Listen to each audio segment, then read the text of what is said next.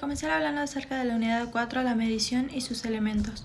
Medir contablemente es asignar valores a los elementos del patrimonio, activos, pasivos y patrimonio neto, aplicando normas que aseguren la comparabilidad y objetividad. Según Newton, medir contablemente significa asignar cuantías a los bienes económicos, obligaciones y derechos, con el propósito de que los estados contables representen razonablemente la situación patrimonial y los resultados. Tenemos diferentes momentos de medición. Primero tenemos la medición inicial, que esta se realiza cuando se incorpora por primera vez un elemento en los estados contables. Se relaciona con el reconocimiento contable. ¿Para qué partida se usa? En los activos se mide inicialmente al costo de adquisición o al valor razonable de algún tipo de activo. Luego en los pasivos se mide al valor actual de la obligación o al monto acordado contractualmente. Y en el patrimonio neto se mide según el aporte recibido o el valor asignado a los resultados acumulados. Luego tenemos la medición posterior. Es la medición que se realiza al final de cada ejercicio o periódicamente para reflejar los cambios de valor, depreciaciones, revalúos, etc. ¿Para qué partida se usa? En los activos se ajustan por inflación, depreciación, deterioro, entre otros, mientras que en los pasivos pueden ajustarse por inflación, intereses devengados o otras cosas. El patrimonio neto suele expresarse individualmente, pero se actualiza por los resultados del ejercicio. Luego tenemos la medición final. Esta se refiere a la valoración al momento de dar de baja un elemento, ya sea por venta, uso, pérdida, liquidación de la empresa, etc. ¿Para qué partida se usa? Primero, en los activos se da de baja por su valor contable neto. Si se vende, se compara el valor con la venta, se reconoce como ganancia o pérdida. En los pasivos se da de baja cuando la obligación desaparece, y en el patrimonio neto se ajusta cuando se distribuyen las utilidades o se absorben las pérdidas. Según Newton, estos momentos de medición son como una fotografía en las distintas etapas de vida del elemento contable. Al principio lo conocemos, luego lo vigilamos y al final lo despedimos. Entender estos momentos nos ayuda a narrar con precisión lo que sería la historia económica de la entidad. Bueno, cuando hablamos de unidad de medida hablamos de tipo de moneda en contabilidad. Primero tenemos a la moneda nominal o histórica. Es la moneda utilizada al momento de realizar la transacción. Esta no considera la inflación, es la base no ajustada. Un ejemplo sería si compras mercadería por 10.000 pesos en enero, en libros queda ese valor aunque haya inflación, salvo que se aplique un ajuste por inflación. Luego tenemos a la moneda homogénea, la moneda ajustada. Es la moneda actualizada por inflación, es decir, la expresada en términos de poder adquisitivo constante. Aplica cuando los estados contables están reexpresados por inflación.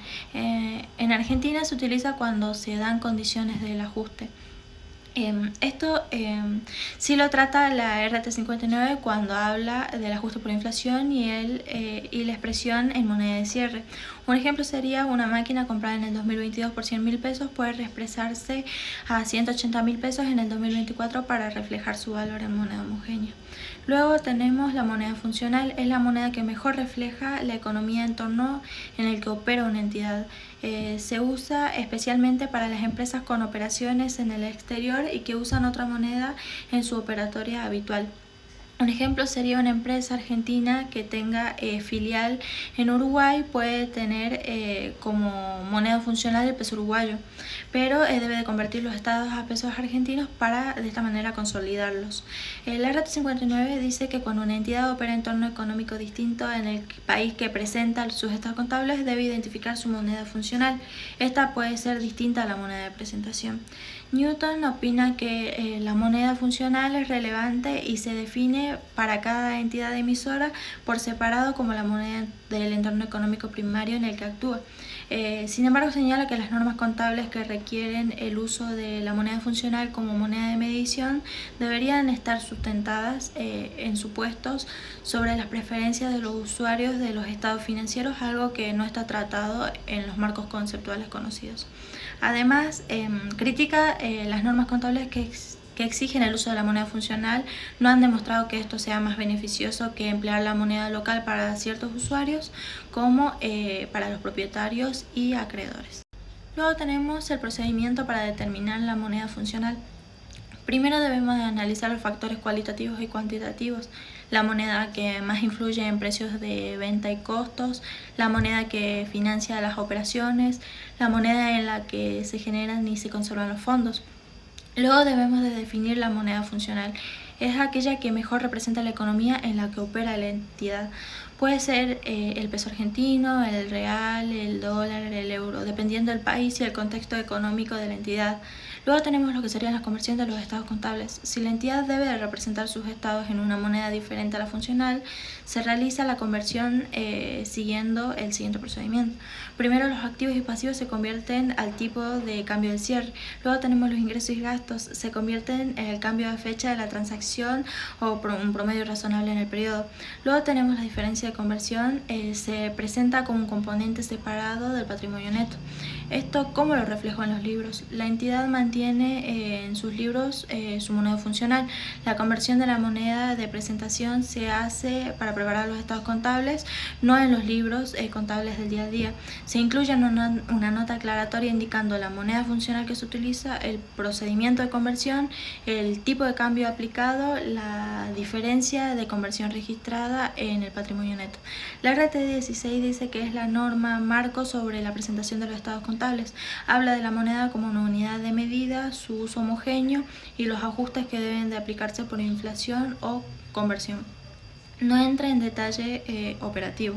Newton dice que usar la moneda nominal en tiempo de inflación te da un número, pero no te dice toda la verdad, sino que se debe mirar más allá y captar la realidad que estos números tienen. Bueno, ahora voy a hablar acerca de lo que es el ajuste por inflación. Newton defiende de que el ajuste integral por inflación como la mejor solución para reflejar los efectos en los cambios del poder adquisitivo de la moneda, asegurando que todas las partidas estén expresadas en una unidad de medida homogénea, sobre todo los rubros monetarios y no monetarios. Newton destaca que los ajustes deben de ser integrales, es decir, deben de aplicarse a todas las medidas contables presentadas en los estados financieros. La RT 59 nos dice que se debe de reexpresar la información contable en moneda homogénea o moneda de cierre cuando el país está en un contexto inflacionario.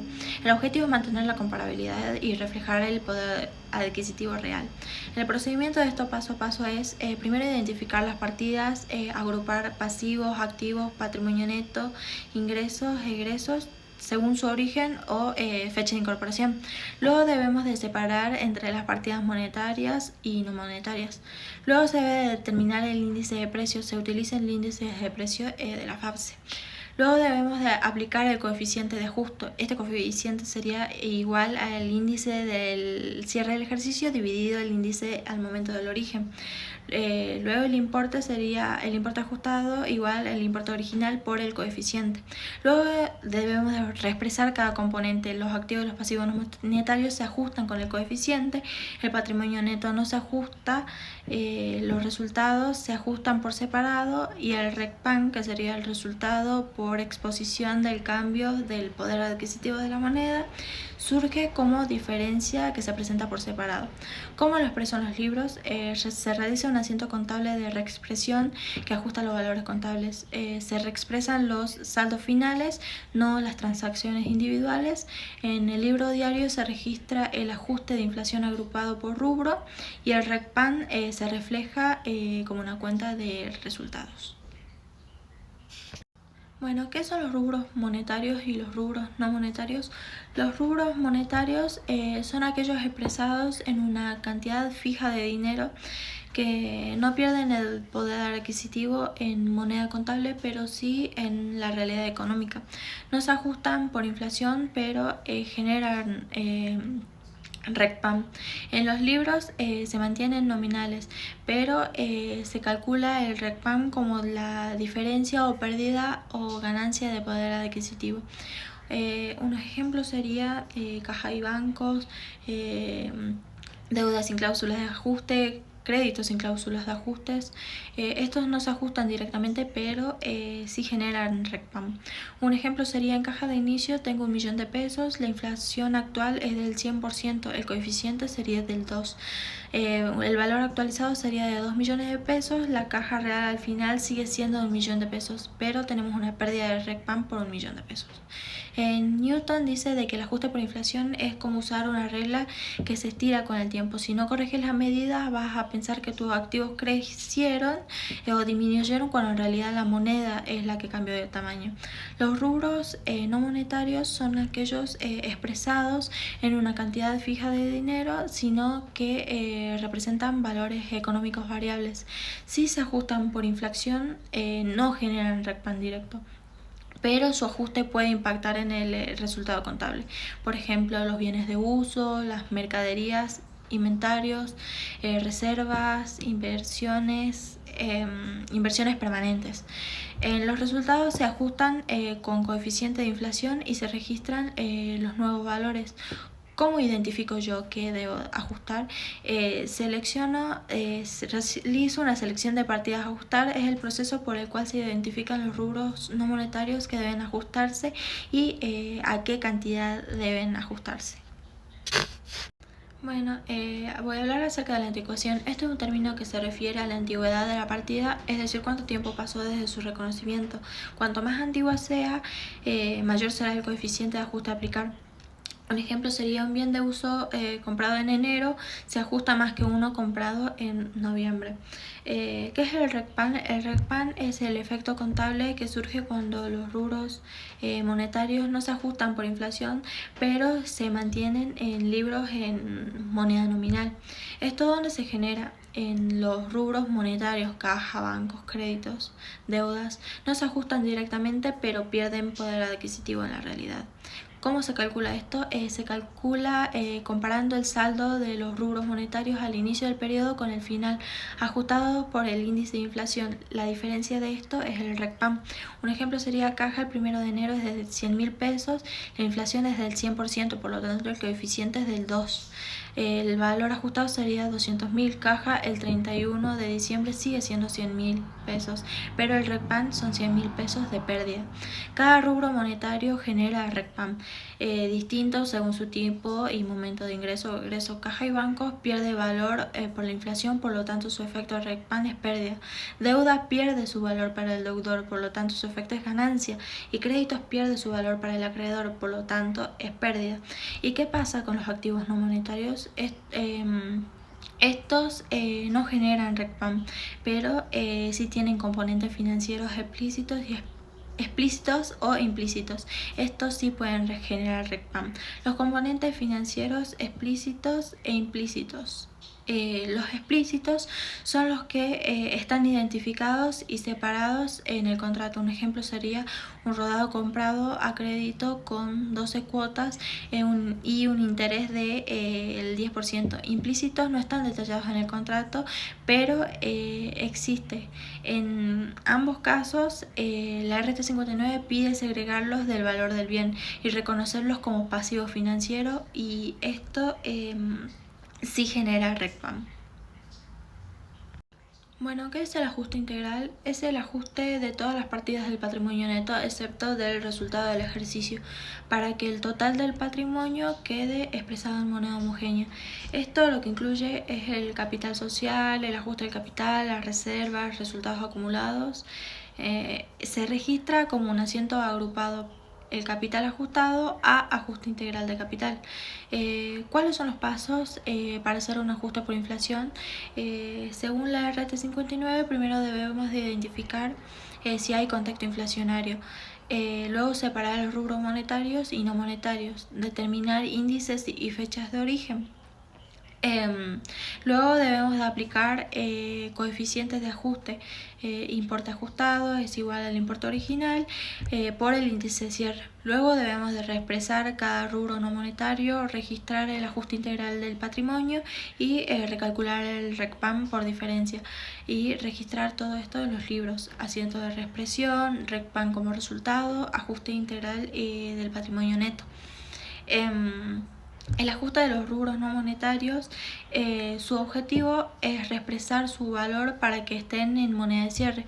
Primero se debe de establecer la fecha de origen de la partida, a esto se refiere la anticuación de la que hablé anteriormente, es decir, cuándo se incorporó al patrimonio. Si fue en el mes de cierre, no se ajusta. Si fue antes del mes de cierre y está medido a costo histórico, sí se ajusta. Luego debemos de determinar el índice de precios, el índice del cierre del periodo, el índice de origen de la partida. Luego debemos de calcular el coeficiente de ajuste. El coeficiente es igual al índice de cierre dividido el índice de origen. El coeficiente no tiene que ser 1 a no ser que el bien sea del mes de cierre.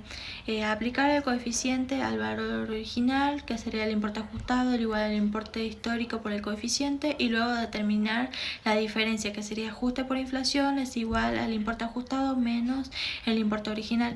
Esa diferencia se registra como un asiento contable. Un ejemplo sería un bien de uso adquirido en abril por 1.000.000 de pesos, el índice de abril es del 1.5, el índice de cierre de diciembre es el 3, el coeficiente sería 3 dividido 1.5, que sería 2. El valor ajustado nos daría un ajuste por inflación de 1.000.000 de pesos.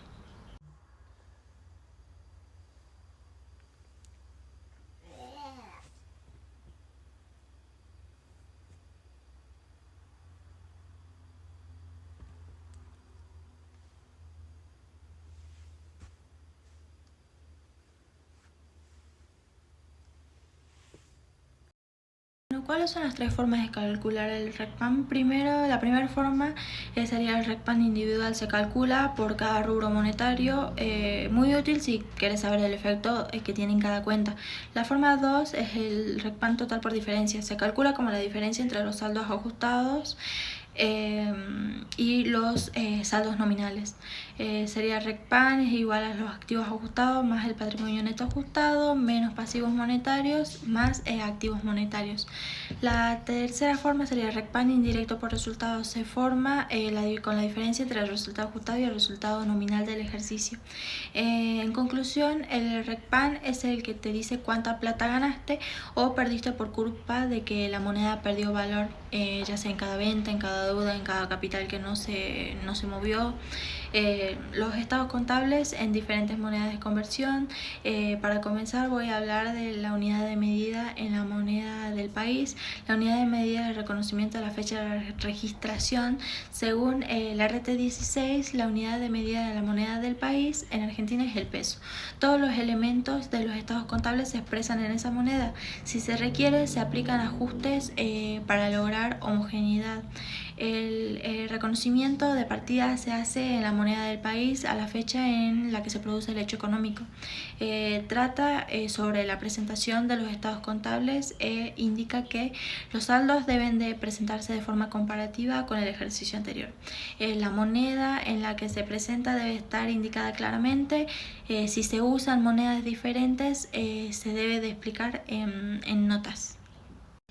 Bueno, la moneda funcional, la NIC dice de que los efectos de las variaciones en las tasas de cambio de la moneda extranjera regula cómo identificar la moneda funcional de la entidad, cómo convertir transacciones moneda extranjera a la moneda funcional, cómo presentar los estados financieros en otra moneda. El concepto de tratamiento de la moneda funcional proviene directamente de la NIC, aunque en Argentina se incorpora su aplicación a través de las normas locales, como sería la RT59. La medición en moneda extranjera se refiere a cuando una transacción o un saldo contable está denominado en una moneda distinta a lo que sería el peso argentino. Un ejemplo sería una compra de mercadería pactada en otra moneda, un préstamo pactado en dólares, una venta al exterior facturada en reales.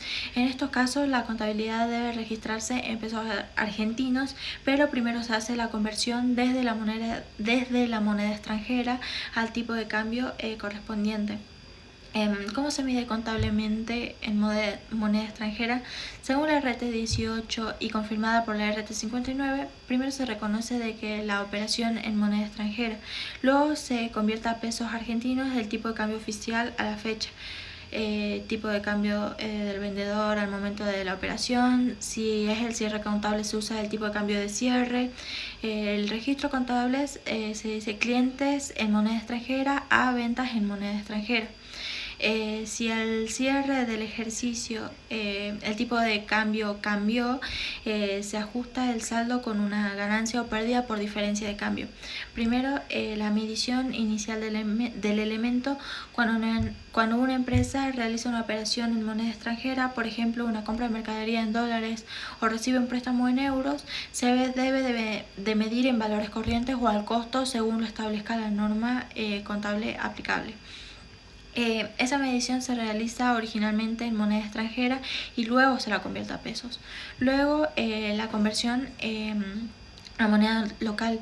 Una vez determinado el valor, la operación se convierte a pesos utilizando el tipo de cambio de la fecha de operación para de esta manera registrar la transacción, el tipo de cambio al cierre para ajustar saldos de activos, pasivos o fondos del cierre del ejercicio.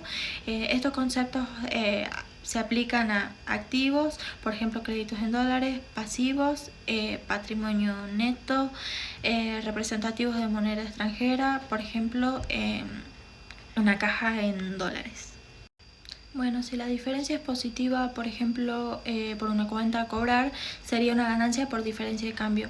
Según Newton, la moneda extranjera es como hacer negocios en otro idioma.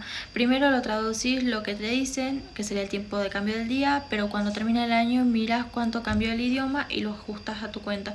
Lo importante no es cuántos dólares tenés, sino cuánto valen en tu idioma contable, que sería el peso argentino.